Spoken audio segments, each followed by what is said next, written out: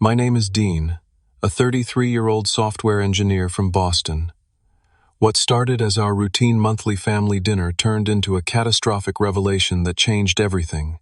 Despite my successful career, my relationship with my family has always been strained.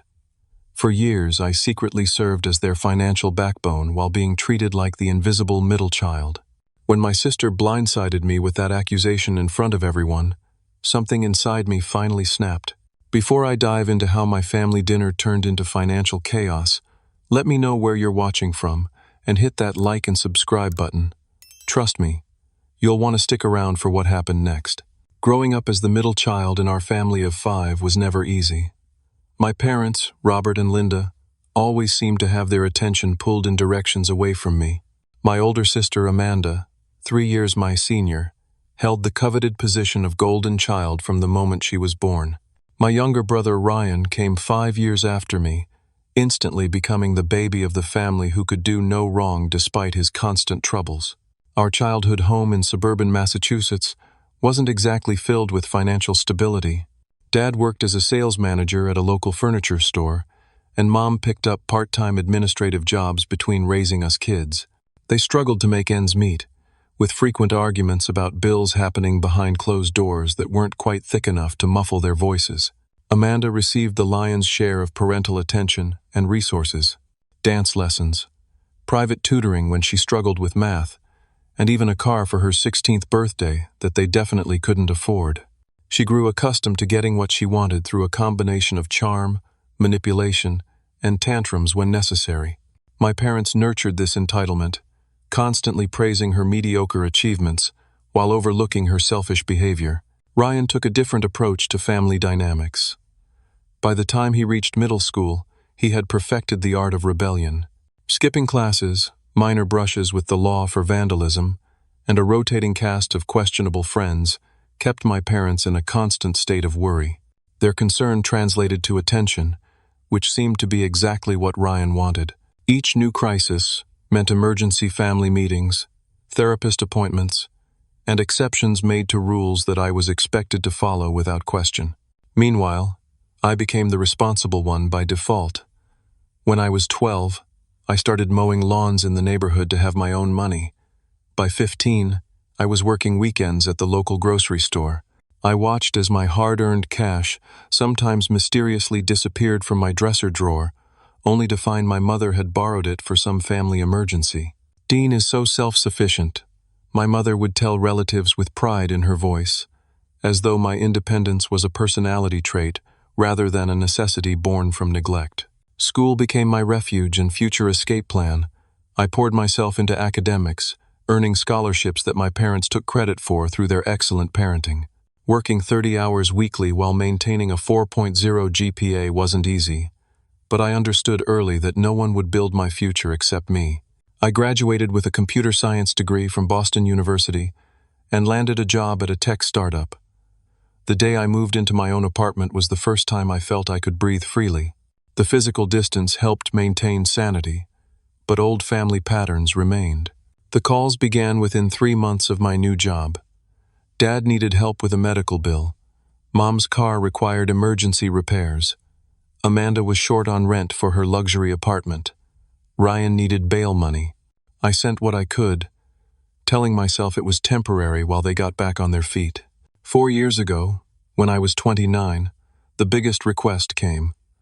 My parents were 3 months behind on their mortgage, facing foreclosure on the family home. The bank was threatening to take the house within 30 days. They needed $24,000 to catch up on payments and fees. I had just received a substantial bonus at work after our company was acquired. Rather than investing it as planned, I cleared my parents' debt. But I noticed something troubling. Despite their financial crisis, my mother was wearing new jewelry, and my father had recently purchased a fishing boat. Something didn't add up. "We're just terrible with money, Dean," my father said with a self-deprecating laugh that absolved him of responsibility. "You got all the financial smarts in the family. Instead of just paying off their debt, I made a decision that seemed sensible at the time. I would take over their mortgage payments directly, sending $8,000 monthly to the bank. The agreement was clear. This arrangement would remain between us until they could regain financial stability. They agreed to work with a financial advisor I would pay for and develop better money management skills. They never saw the financial advisor. Their spending habits remained unchanged.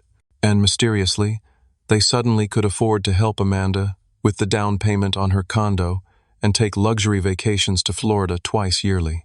Meanwhile, I lived in a modest one-bedroom apartment, drove a 7-year-old car, and focused on advancing my career. Last month, my hard work paid off with a promotion to Director of Engineering. The new position came with more responsibility and less availability for family matters. My parents' response to my promotion was telling. Instead of congratulations, my mother asked, "Does this mean you'll be too busy to help us renovate the kitchen? We're thinking of granite countertops." The monthly family dinners became increasingly difficult to attend. Each one featured some new purchase they had made, Amanda's latest shopping spree, or indirect comments about my absence from family functions due to work commitments. Yet no one seemed to notice or care that I was single-handedly keeping the roof over their heads. As the fateful dinner approached, I had been contemplating having a serious conversation with my parents about their financial dependence. I never expected Amanda would force the issue in the most public and humiliating way possible. The text message from my mother arrived 3 days before our monthly family dinner. "Don't forget, dinner at 6 on Sunday. Amanda has exciting news to share." I sighed, already feeling the familiar knot of tension forming in my stomach. These dinners had become elaborate performances where we all pretended to be a functional, loving family. I considered making an excuse, but knew it would only result in a barrage of guilt-inducing messages. Sunday afternoon arrived too quickly. I stopped at an upscale bakery to pick up an expensive cheesecake that would likely receive nothing more than a cursory thank you. This had become our routine. I brought high-end desserts that cost $50 or more, while my contributions to the family remained unacknowledged. Driving to my childhood home in the suburbs took 40 minutes from my apartment in the city. Each mile added to my anxiety. I rehearsed neutral topics of conversation and prepared responses to inevitable questions about my love life and work hours. I pulled into the driveway behind a brand-new white Mercedes SUV that I immediately recognized as Amanda's latest acquisition. Next to it sat my father's fishing boat and my mother's 2-year-old sedan. The contrast with my practical 7-year-old Toyota was stark. "Dean, you finally made it." My mother greeted me at the door with a quick hug that felt more obligatory than affectionate. Her wrist jangled with a new charm bracelet I hadn't seen before. "Traffic was heavy," I explained, though I had actually been exactly on time. Being accused of lateness was just part of the routine. The house looked different. The living room furniture had been replaced since my last visit a month ago. An enormous sectional sofa in butter-soft leather dominated the space, and a new 70-inch smart television hung on the wall. These were not the purchases of people struggling financially. "Do you like our new additions?" my father asked, emerging from the kitchen with a beer in hand. "Your mother deserves nice things after all these years." He offered me a brief handshake instead of a hug. "It looks great," I replied neutrally, handing him the bakery box. I brought dessert. "Oh, another cheesecake," my mother said with mild disappointment, as though I'd brought something ordinary rather than a gourmet creation that cost more than most people spend on an entire meal. Amanda brought homemade cookies. She's become quite the baker. Speaking of Amanda, she emerged from the kitchen looking like she had just stepped out of a fashion magazine. Designer jeans, a silk blouse, and jewelry that caught the light with every movement. "Little brother," she exclaimed with exaggerated enthusiasm, air-kissing near my cheeks. "So glad you could fit us into your busy schedule." "Wouldn't miss it," I replied automatically. "Is Ryan coming?" My mother's expression tightened. "He called at the last minute. Apparently his girlfriend surprised him with concert tickets. You know how Ryan is." I nodded, unsurprised. Ryan's absences were frequent and forgiven, while mine were treated as personal affronts to the family. "Come see what Amanda brought us," my father said, leading me to a display cabinet where a pair of crystal decanters now Saturday. "Aren't they beautiful? She knows exactly what we like." "They're very nice," I acknowledged, wondering how much they had cost, and if Amanda had purchased them with her own money or if my mortgage payments were indirectly funding these gifts. "Dean, help me in the kitchen," my mother commanded rather than asked. Once we were alone, the interrogation began. "How's work? Are you still working those terrible hours?" "It's not healthy, you know." "The new position is demanding but rewarding," I answered carefully. "The team depends on me." She sighed dramatically. "We hardly see you anymore. You missed your father's birthday celebration last month." "I was in Seattle for a critical product launch," I reminded her. "I sent a gift and called." "It's not the same as being there," she sniffed, chopping vegetables with more force than necessary. "Amanda rearranged her entire schedule to be here. She's such a devoted daughter." I bit my tongue, refraining from pointing out that Amanda's job as a part-time yoga instructor likely offered more flexibility than my role leading a team of 40 engineers. Dinner was served with the usual fanfare. My mother's pot roast, mashed potatoes, and vegetables arranged perfectly on their new china plates. Another recent purchase, I noted. "Before we eat," Amanda announced, holding up her wine glass, "I have exciting news." She paused for dramatic effect. "I put a deposit down on a vacation property in Cape Cod. It's a charming little cottage near the beach. You'll all have to come stay once it's furnished." My parents erupted in applause and congratulations. My father raised his glass. "To Amanda, always achieving her dreams and bringing joy to this family." I forced a smile and joined the toast, wondering how a part-time yoga instructor could afford a second home in one of the most expensive beach areas in Massachusetts. Something didn't add up. "And what about you, Dean?" my mother asked as an afterthought. "Anything new with you?" "My promotion became official last week," I said. "I'm now directing the entire engineering division." "That's nice," my father replied without enthusiasm. "More hours at the office, I suppose?" And just like that, my achievement was dismissed, while Amanda received another 10 minutes of questions and praise about her vacation home purchase. The pattern was so predictable, it would have been funny if it wasn't my life. As we ate, the conversation drifted toward household expenses. My father mentioned the rising cost of property taxes, and my mother lamented the price of groceries, all while sitting surrounded by their brand new furniture and renovations. "We're thinking of redoing the bathrooms next," my mother mentioned casually. "The master bath needs a complete overhaul with one of those walk-in showers." I focused on my food, calculating the cost of such a renovation and comparing it to the $8,000 I sent them monthly. The math didn't add up unless they were saving absolutely nothing from their own incomes. "Dean, will you be at the family reunion next month?" my mother asked, suddenly. "Everyone was asking about you at the last one." "I wasn't aware there was a reunion planned," I replied honestly. My mother's expression turned hurt. "I told you about it months ago. Amanda has been helping me plan everything. She's even making personalized gift baskets for all the relatives." "Sorry, I don't remember you mentioning it," I said, though I was certain she had never told me.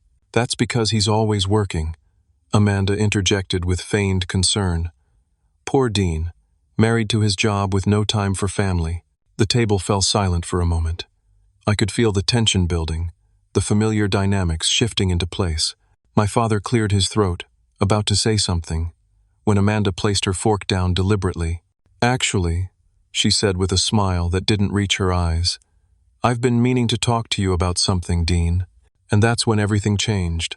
Amanda's fingers tapped against her wine glass, a habit she'd had since childhood when preparing to say something particularly nasty.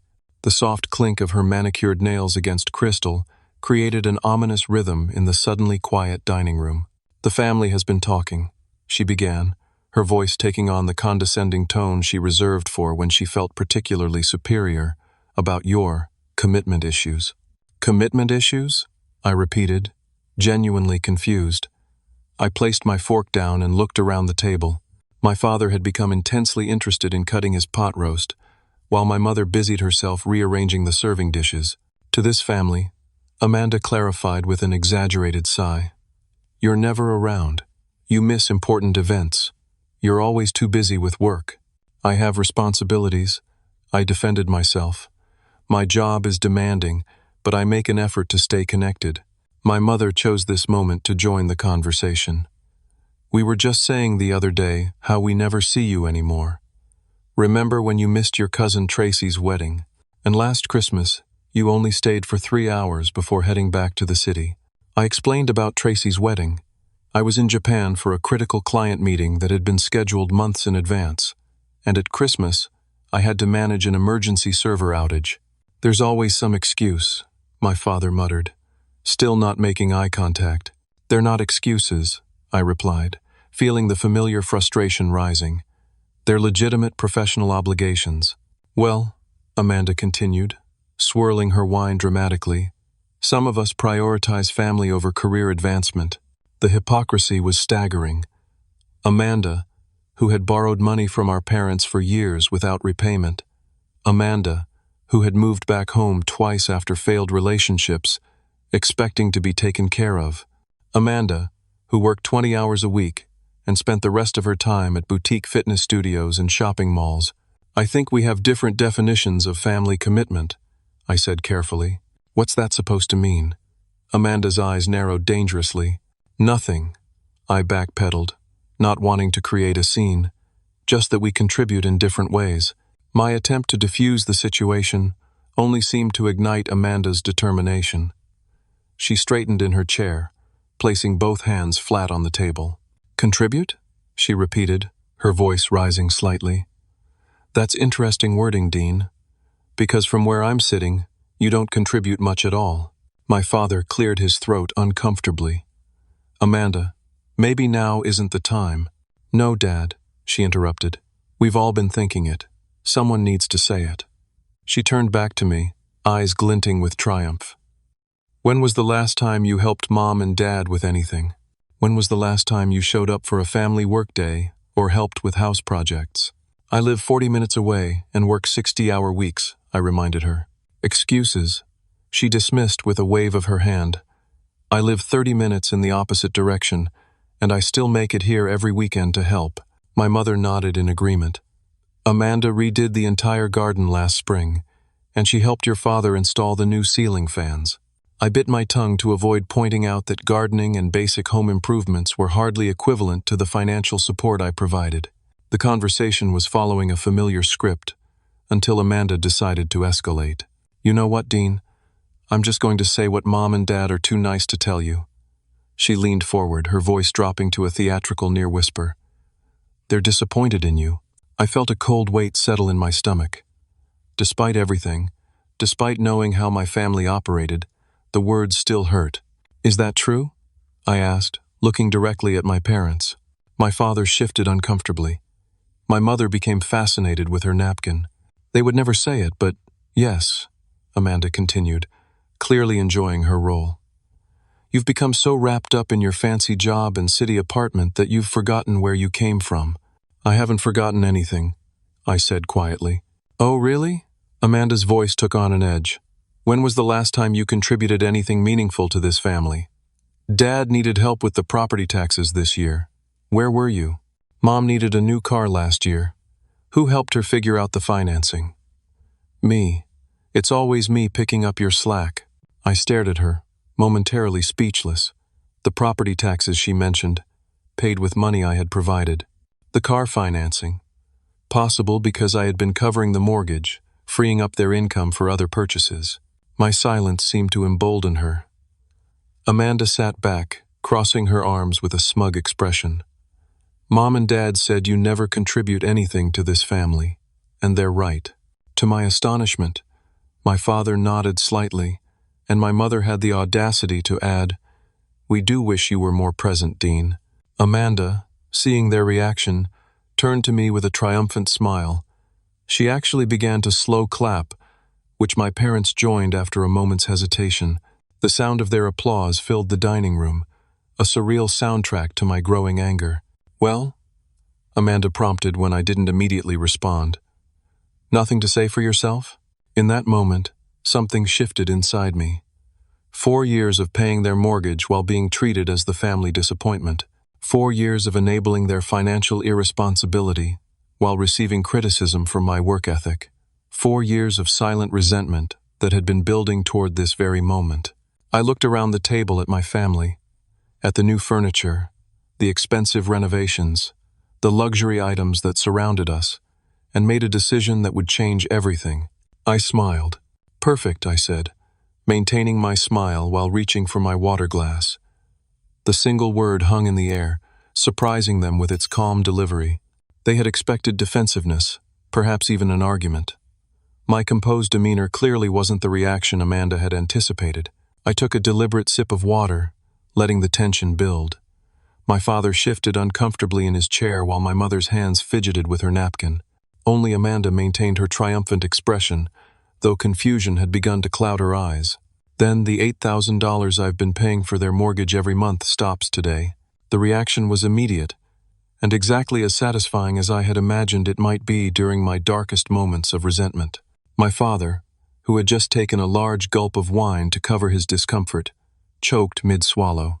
Red liquid sloshed over the rim of his glass as he coughed violently. My mother's transformation was even more dramatic. The color drained from her face so rapidly that for a moment I worried she might faint. Her mouth opened and closed several times, but no words emerged. Amanda's reaction completed the tableau of shock.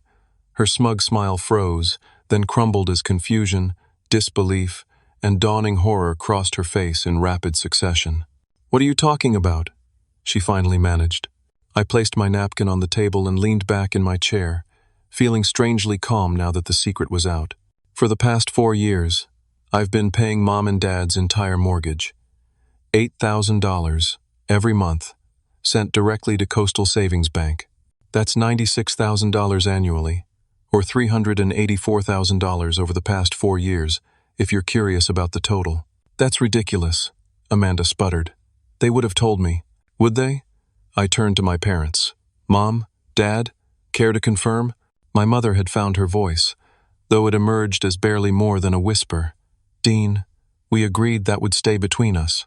"Yes, we did," I acknowledged, "along with your promise to work with a financial advisor and develop better money management skills.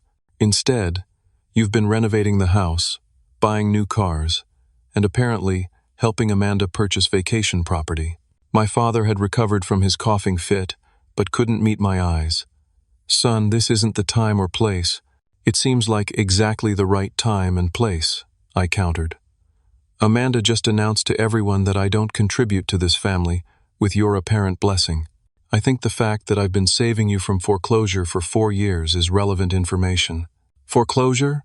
Amanda repeated, her voice rising. "What foreclosure?" I turned to her.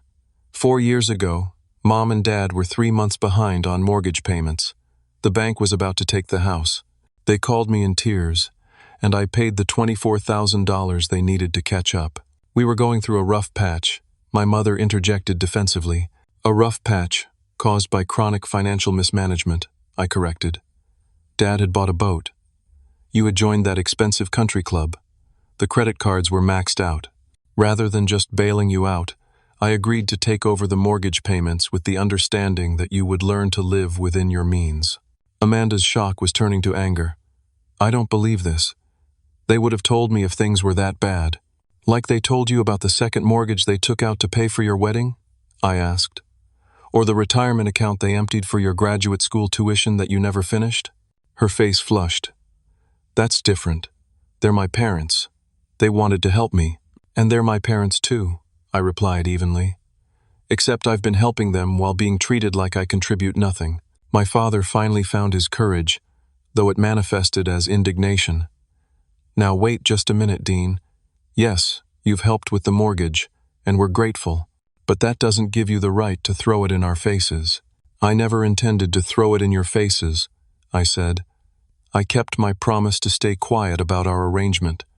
You're the ones who sat here and allowed Amanda to claim I give nothing to this family." You applauded her accusation. My mother's expression had morphed from shock to calculation. "Sweetheart, Amanda didn't understand the situation. We've appreciated everything you've done. You know that. Have you?" I asked. "Because from where I'm sitting, you've taken my financial support while criticizing my absence at family events, absences caused by the very job that allows me to pay your bills." "This is just a misunderstanding," my mother continued, reaching across the table to pat my hand. I withdrew it before she could make contact. "It's not a misunderstanding," I replied firmly. "It's a pattern, One that ends today. What do you mean? My father's voice had an edge of panic now. Exactly what I said. The mortgage payments stop today. I'll be calling the bank tomorrow to remove my name from the automatic payments. You can't do that, my mother exclaimed. We don't have that kind of money. You have 2 incomes and no children at home, I pointed out. The house is half paid off. Sell the boat. Cancel the country club membership. Downsize if necessary. After everything we've done for you, my father began, his face reddening with anger. What exactly have you done for me? I asked quietly. The question hung in the air, unanswerable. Amanda, who had been uncharacteristically quiet during this exchange, finally recovered her voice. I still don't understand why you kept this a secret from me. Because it wasn't your business, I replied simply. It was a private arrangement between me and our parents. But we're family, she protested. Family shouldn't have secrets. I laughed without humor. That's rich coming from you, Amanda. Did you tell Mom and Dad that your vacation property is actually an investment your boyfriend convinced you to make? Or that you've been borrowing money from Grandma Jean because you're already underwater on the down payment? Her face confirmed my suspicions, gathered from conversations with our grandmother who had called me concerned about Amanda's financial requests. How dare you? She whispered. No, how dare all of you? I replied, standing up from the table. I've sacrificed my own financial security to maintain yours. I've lived in a modest apartment, driven an old car, and postponed my own life goals to keep this family afloat. And my reward is being told I contribute nothing. My mother began to cry, her go-to strategy when confrontation wasn't going her way. Please, Dean, let's not make hasty decisions. We can work this out. There's nothing to work out, I said, picking up my jacket from the back of the chair. I should have done this years ago. The mortgage payments stop today. What you do next is entirely up to you. As I walked toward the door, I heard my father's chair scrape back. If you walk out that door, don't bother coming back, he shouted. The empty threat of a man who suddenly realized he was about to lose his financial safety net. I turned back one last time. I'll come back when you're ready to have an honest relationship that isn't based on what I can give you. Until then, I wish you luck with the mortgage. And with that, I walked out into the cool evening air, feeling lighter than I had in years. The drive home passed in a blur. Streets and traffic lights melded together as my mind replayed the dinner scene on repeat. By the time I parked in my apartment building's garage, my hands were shaking, not from fear or regret, but from the sheer emotional release of finally speaking my truth. My apartment felt different when I walked in. Quieter, more spacious somehow. I moved to the kitchen counter where my laptop sat and opened the folder marked Family Finances. 4 years of mortgage statements, transfer records, and a running total that made my stomach clench when I saw the final figure. $384,000. Enough for a substantial house down payment in most parts of the country. Enough to have fully funded my retirement accounts. Enough to have changed the trajectory of my own life, rather than subsidizing my family's poor choices. My phone began buzzing within 20 minutes of my departure from my parents' house. Amanda first, 3 consecutive calls that I sent to voicemail. Then text messages, each more dramatic than the last. How dare you embarrass me like that and storm out? You're lying about the mortgage. Parents would never keep that from me. Call me back right now. We're not finished discussing this. I silenced her thread and watched as my mother's name appeared next. Her voicemail was predictably tearful. Dean, honey, please call us back. Your father didn't mean what he said. We're just shocked and hurt by how you spoke to us. Family should support each other. Please call back so we can fix this misunderstanding. My father's approach was different. First anger, then threats, and finally negotiation. You made your mother cry. I hope you're satisfied with yourself. This childish behavior is exactly why we worry about your commitment to this family. Call us back immediately. We need to discuss this mortgage situation like adults. And finally, Dean, perhaps we were too harsh. Let's talk about a compromise. Maybe you could pay half the mortgage while we get our finances in order. I turned off my phone completely, poured myself 2 fingers of whiskey, and sat by my window overlooking the city. The emotional whiplash was intense, guilt warring with righteous anger, relief battling with anxiety about what would happen to my parents without my financial support. Had I done the right thing? The question circled my mind as I sipped the amber liquid. Memories surfaced of countless moments when I'd been made to feel inadequate despite my success, invisible despite my contributions, selfish despite my sacrifice. I slept fitfully that night, waking to sunlight streaming through blinds I'd forgotten to close. The clarity of morning brought a strange sense of peace. For the first time in 4 years, my financial decisions were truly my own. Over coffee, I made 2 important calls. The first was to my financial advisor, explaining the situation and initiating the process to stop the automatic mortgage payments. Her response was telling. "Dean, I've been hoping you'd make this decision for years. That arrangement was financially crippling your future." The second call was to the mortgage company, informing them that I would no longer be making payments on my parents' behalf. The representative asked if I wanted to send a final payment for the current month. "No," I said after a moment's consideration. "The arrangement ends immediately." I spent the rest of the morning documenting every payment I'd made, compiling statements and transfer records into a comprehensive file. Not for legal reasons. I had no intention of trying to recoup the money, but for clarity. No one would be able to minimize or deny my contributions again. Around noon, I turned my phone back on. 27 missed calls and 43 text messages, most from my mother and Amanda, but surprisingly, 3 calls from my brother Ryan. I listened to his voicemail first. "Hey Dean, it's Ryan. Mom called me freaking out about something that happened at dinner. Said you're cutting them off financially? What the hell is going on? Call me back when you can. Sounds like you finally stood up to them." That last sentence caught me off guard. Ryan and I had never been close, largely because our roles in the family had been so different. Him the troublemaker, me the responsible one. But there was something in his tone that suggested understanding, perhaps even support. I called him back. "Dean," finally, Ryan answered on the first ring. "What the hell happened last night?" I gave him the abbreviated version. 4 years of mortgage payments, Amanda's accusation, the family's applause, my decision to stop financial support. His low whistle came through the phone. "Damn, brother. I had no idea you were bankrolling them all this time, though it explains a lot about their lifestyle upgrades." "You're not surprised?" I asked. "That they took advantage of you? Not even a little bit." His voice carried years of similar, if different, experiences. "They've been doing the same to me, just on a smaller scale. Guilt trips about money I supposedly owe them for bail that one time, legal fees from my teenage years. I've been sending them $500 a month for years." The revelation stunned me. Ryan, who worked as a mechanic and certainly didn't have money to spare, had also been manipulated into financial support. "They told me you never help them," I admitted. He laughed bitterly. "They told me the same about you. Divide and conquer, right?" For the first time in our adult lives, Ryan and I had a real conversation. We compared notes on our parents' manipulation tactics, Amanda's role as both golden child and enforcer, and the emotional toll of being perpetually deemed inadequate. "So what are you going to do now?" Ryan asked. "Hold my ground," I replied with more confidence than I felt. "They need to figure out their own finances." "Good for you," he said, and I could hear the genuine approval in his voice. "Maybe I should do the same." "Maybe you should," I agreed. "We should get a beer sometime," Ryan suggested. "Talk about something other than our dysfunctional family." "I'd like that," I said, surprised to discover I meant it.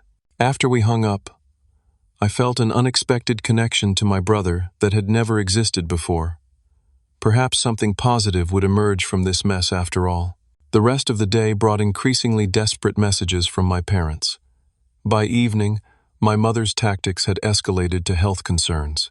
"Your father isn't feeling well from the stress. His blood pressure is through the roof. Is that what you wanted?" I didn't respond, recognizing the emotional manipulation for what it was. Amanda tried a different approach, her tone shifting from anger to reason. "I've been talking to Mom and Dad about what you said. I still think you're exaggerating about how much you've helped them, but if there's some truth to it, we should all sit down and discuss a fair arrangement moving forward." I almost laughed at the sudden change. "Amanda, realizing that her parents' financial well was drying up, was now positioning herself as the reasonable mediator. That night, I drafted an email to my parents with the complete financial records attached. My message was simple. I've attached documentation of all mortgage payments made over the past 4 years, totaling $384,000. I have no expectation of repayment. I simply want clarity about my contributions to this family. The automatic payments have been canceled effective immediately. I'm taking some time away from family gatherings to reassess our relationship. I hope you use this opportunity to create a sustainable financial plan that doesn't depend on my support. I hesitated before adding a final line. I do love you both, which is why I've supported you for so long. But love shouldn't require financial sacrifice without acknowledgement or appreciation. I clicked send, then blocked their numbers for the night. Tomorrow would bring new challenges, but for now, I needed rest and the space to process my newfound independence. The first week of financial independence passed with surprising calm. I threw myself into work, finding renewed energy and focus now that my mental bandwidth wasn't occupied by family financial stress. My team noticed the difference, with one colleague commenting that I seemed lighter somehow. I maintained the block on my parents' numbers, allowing myself the space to heal without their immediate pressure. Amanda, however, found creative ways to continue her campaign. First came the angry social media posts, vague enough to avoid naming me directly but specific enough that extended family members could read between the lines. Amazing how some people claim to care about family only when it gets them attention. The truth always comes out. Then came the flying monkeys, cousins and aunts suddenly reaching out with concerned messages, asking if everything was okay between me and my parents. Most took a neutral stance, expressing worry without taking sides. A few, however, had clearly heard only my parents' version of events. "I can't believe you'd abandon your family like this," wrote my Aunt Patricia. "After everything they've sacrificed for you." I didn't engage with most of these messages, but to Patricia, I sent a simple reply. "I've sacrificed too. 4 years of mortgage payments worth. Ask them about that part of the story." She never responded. Ryan and I met for that promised beer the following weekend, establishing what felt like a genuine brother relationship for the first time. He shared more details about his own financial arrangements with our parents. "They told me the $500 monthly was to repay them for my troubled youth," he explained, making air quotes around the phrase. "The lawyer fees, the car I wrecked, therapy sessions, they said they kept a spreadsheet." "Did they ever show you this spreadsheet?" I asked. Ryan laughed. "Of course not. And after what you've told me, I'm guessing it doesn't exist. Or if it does, the amounts have been heavily inflated," I added. "Either way, I'm done," Ryan said firmly. "Called Mom yesterday and told her the payments stop now." She cried. Dad yelled, but I held firm. I felt a surge of pride for my younger brother. "How did that feel?" "Terrifying," he admitted with a grin.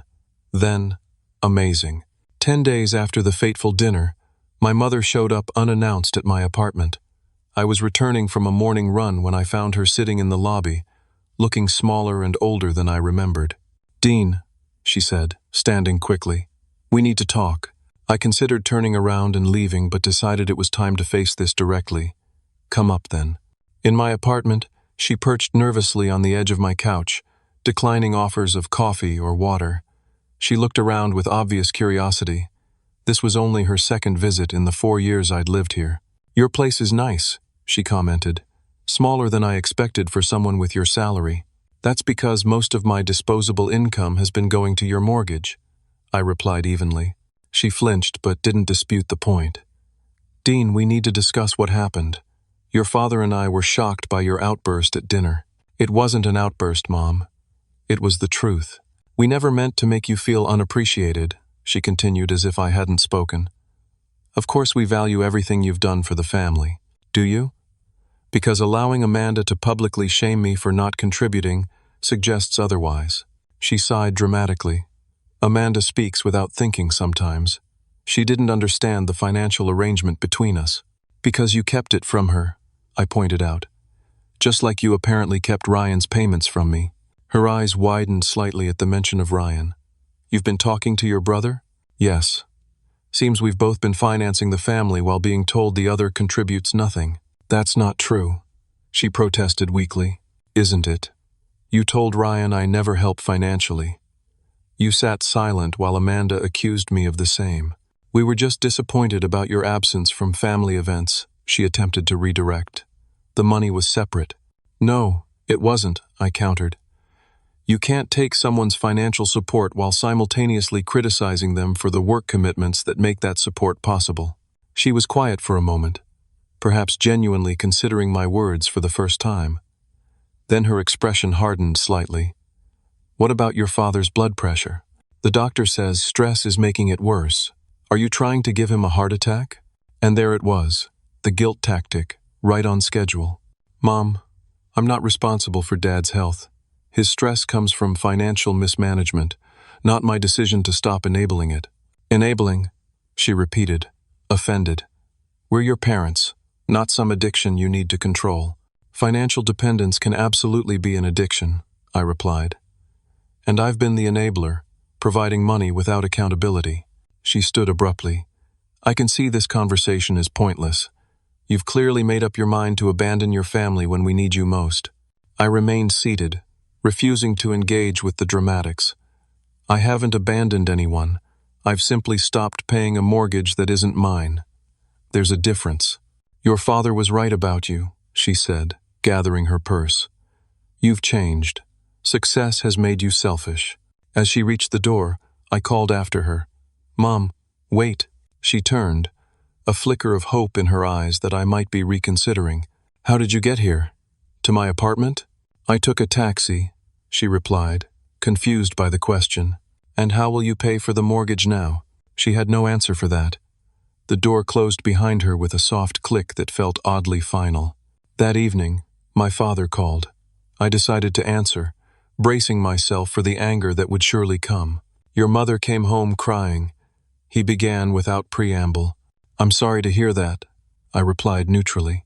No, you're not, he snapped. You've made your position clear. But let me make something clear to you.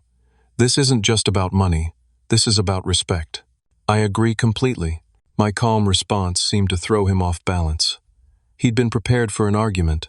The bank called today, he continued after an awkward pause. They said the payment didn't come through. Do you have any idea how embarrassing that was? About as embarrassing as being told I contribute nothing to the family after 4 years of paying your mortgage, I suggested. He was quiet for a moment. We're in real trouble here, Dean. Without your help, we could lose the house. You have options, I said. Downsize to something more affordable. Sell some of those renovations and luxury items. Get a financial advisor like I suggested 4 years ago. At our age, he protested, we're too old to start over. You're in your early 60s with 2 incomes and no dependents, I reminded him. Many people your age live comfortably within their means. So that's it? You're really going to let your parents struggle? You're only struggling because you've been living beyond your means with my support, I pointed out. It's time to align your lifestyle with your actual income. The conversation ended with my father hanging up, but not before issuing one final threat. You'll regret this decision when you need family and find yourself alone. 3 days later, Amanda called. I almost didn't answer, but decided it was better to address her directly than allow her to continue her campaign of misinformation among extended family. Mom and Dad cut me off, she announced without greeting. I'm sorry to hear that, I replied, echoing my response to our father. No, you're not, she snapped, unconsciously mimicking his words. This is your fault. They say they can't help me with the vacation property down payment now because they have to focus on their mortgage. That sounds like a responsible decision on their part. Her voice turned wheedling. Dean, you know I've already put the initial deposit down. I'll lose that money if I can't complete the purchase. Can you help me out? Just this once? The audacity was breathtaking.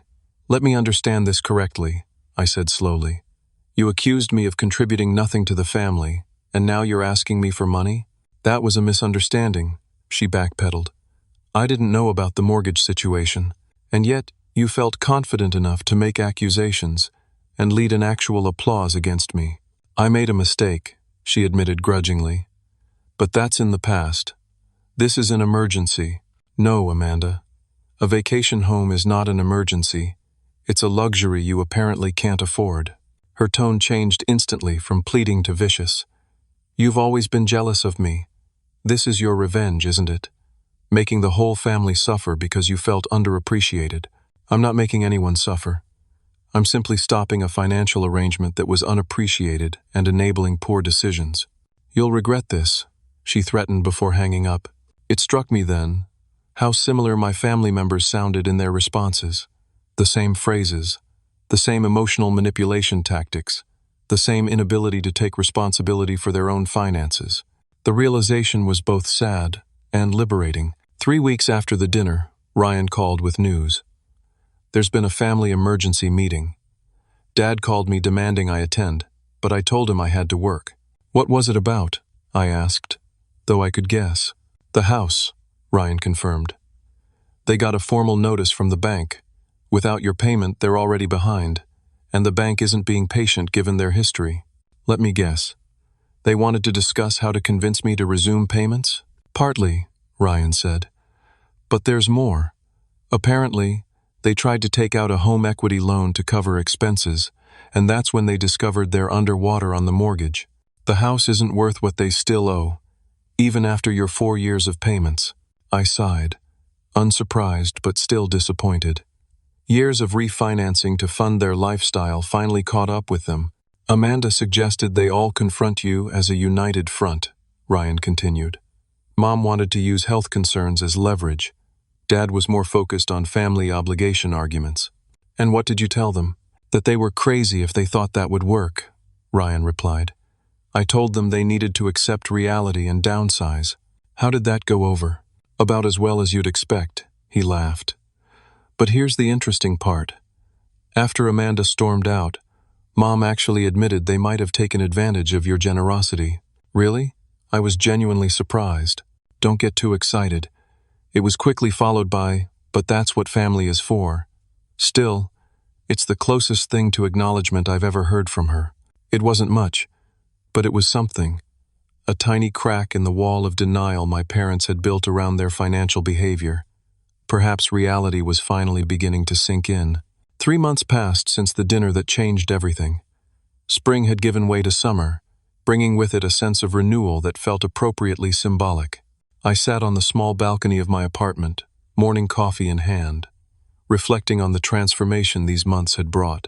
The most immediate change was financial. Without the $8,000 monthly drain on my resources, I had paid off my remaining student loans, maxed out my retirement contributions, and begun saving for a down payment on my own home. My financial advisor had mapped out a plan that would allow me to purchase a comfortable condo within a year, but the more profound changes were internal. The weight of resentment I had carried for years had lightened. I slept better, laughed more easily, and found myself more present both at work and in my personal relationships. Friends commented on the difference, noting that I seemed more like myself, though they couldn't pinpoint exactly what had changed. As for my family, the situation had evolved in ways both expected and surprising. My parents, faced with financial reality for perhaps the first time in decades, had made the difficult but necessary decision to sell their house. The underwater mortgage meant they wouldn't receive any equity, but at least they would be free of the crushing payments. They had downsized to a 2-bedroom apartment in a 55-plus community that actually better suited their needs. The maintenance was included in their rent, eliminating my father's constant complaints about yard work and home repairs. Their new place was small but comfortable, forcing them to pare down possessions and live more simply.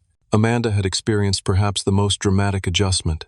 Without my parents' financial assistance, she had been unable to complete the purchase of her vacation property, losing her initial deposit in the process.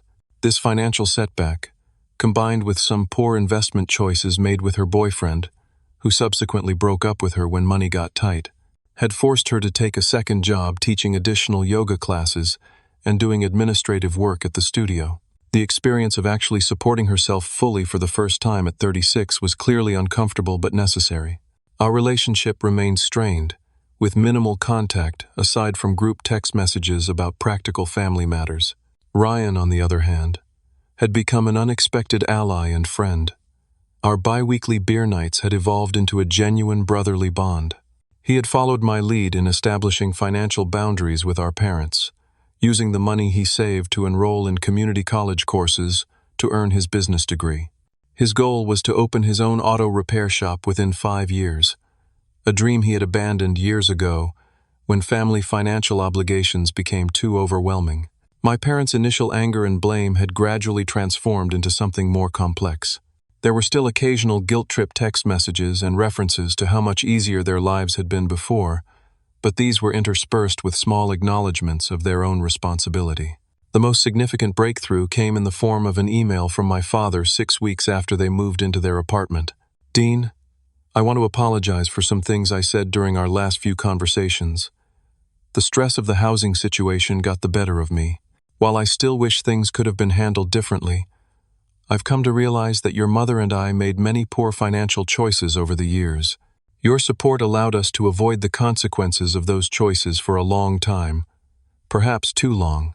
We're adjusting to our new circumstances and finding that simpler living has some benefits. Your mother sends her love." It wasn't a complete acknowledgement, and it certainly wasn't a thank you for 4 years of financial support, but coming from my proud father, it represented significant progress. 2 weeks ago, I had taken a tentative step toward rebuilding the relationship by inviting them to dinner at a modest restaurant near their new apartment.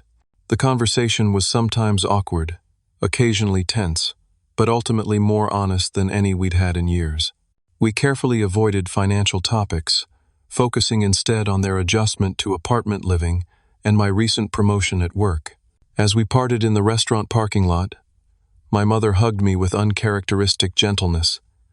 "We do appreciate you, Dean," she said quietly. "We haven't always shown it well." "No," I agreed. "You haven't. We're trying to do better," she added. "It's not easy changing at our age." "I know," I said, and meant it. "But it's necessary." My father shook my hand, then awkwardly pulled me into a brief hug. "That was a good dinner. Maybe we could do it again sometime." "I'd like that," I replied, surprised to discover the statement was true. As I reflect now on my balcony, watching the city wake up around me, I realize that the financial freedom I've gained is only part of what makes me feel lighter these days. The greater freedom comes from breaking the cycle of enabling and resentment that had defined our family dynamic for decades. The mortgage payments had been a tangible symbol of a deeper problem, my willingness to sacrifice my own well-being for approval that never came. By ending those payments, I had done more than protect my financial future. I had declared that my worth wasn't dependent on what I could provide to others. The path forward with my family will likely never be entirely smooth. Old patterns have a way of reasserting themselves, and true change takes time and consistent effort from all parties. But for perhaps the first time, we're building relationships based on mutual respect rather than financial dependence and obligation. Ryan and I have planned a fishing trip next month, something we never did as children because our father always took Amanda instead. My parents send text messages now that ask about my day rather than hint at financial needs. Amanda remains a work in progress, but even she has shown small signs of growth as she adapts to financial independence. The most valuable lesson from this experience isn't about money at all. It's about the courage to speak your truth, even when it disrupts comfortable patterns. It's about recognizing that true family support shouldn't come at the cost of your own well-being. And perhaps most importantly, it's about understanding that sometimes the most loving thing you can do, both for yourself and others, is to stop enabling destructive patterns. Have you ever had to set difficult boundaries with family members who took your generosity for granted? What helped you find the courage to stand firm? Share your experiences in the comments below. And if this story resonated with you, please hit that like button and subscribe to hear more stories about finding strength in difficult family situations. Remember, setting boundaries isn't selfish. It's often the first step toward healthier relationships for everyone involved. Thank you for listening, and may you find the courage to speak your own truth when necessary.